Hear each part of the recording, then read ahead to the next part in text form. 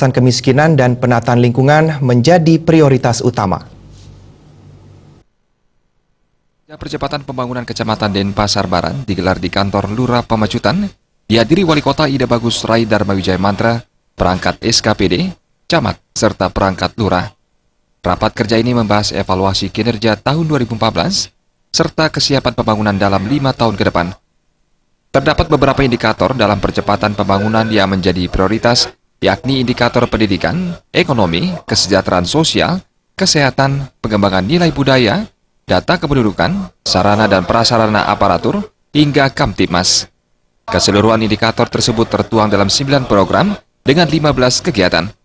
Hingga akhir 2014, kinerja ke-9 program itu telah mencapai 70% dengan menghabiskan anggaran 9,8 miliar rupiah, baik untuk belanja langsung maupun belanja tidak langsung. Dalam beberapa tahun ke depan, pengentasan kemiskinan dan penataan lingkungan kota masih menjadi program utama dalam percepatan pembangunan di Kecamatan Denpasar Barat. Itu menjadi acuan mengingat kompleksitas dan pertumbuhan penduduk terus meningkat, sehingga harus dikelola dengan benar agar terhindar dari berbagai permasalahan sosial.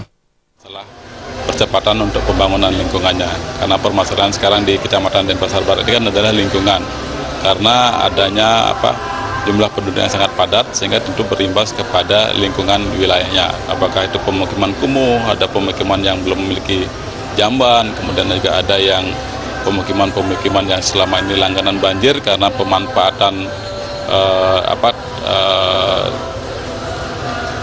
saluran sungainya menjadi terganggu oleh kepadatan penduduk. Sehingga untuk ke depan percepatan yang untuk dilaksanakan di Kecamatan Denpasar Barat ini adalah penataan lingkungannya.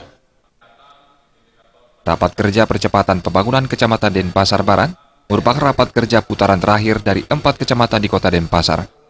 Rapat kerja ini diharapkan mampu memberikan informasi transparan kepada masyarakat terkait kinerja pemerintah dan SKPD. Keberhasilan percepatan pembangunan harus dimulai dari sinergi pendataan yang baik hingga ke tingkat terbawah, sehingga segala permasalahan dapat terevaluasi dengan benar.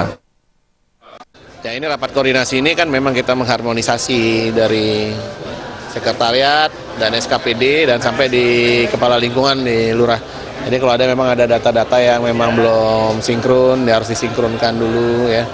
Dan juga kalau ada permasalahan-permasalahan kita lebih tahu dengan jelas di mana masalah itu, apa masalah itu, dan kapan bisa diselesaikan dan apa menjadi prioritas. Nah ini gunanya untuk koordinasi seperti ini. Rencana berikutnya harus jadi bekerja itu tepat sasaran dan mempercepat waktu penyelesaian.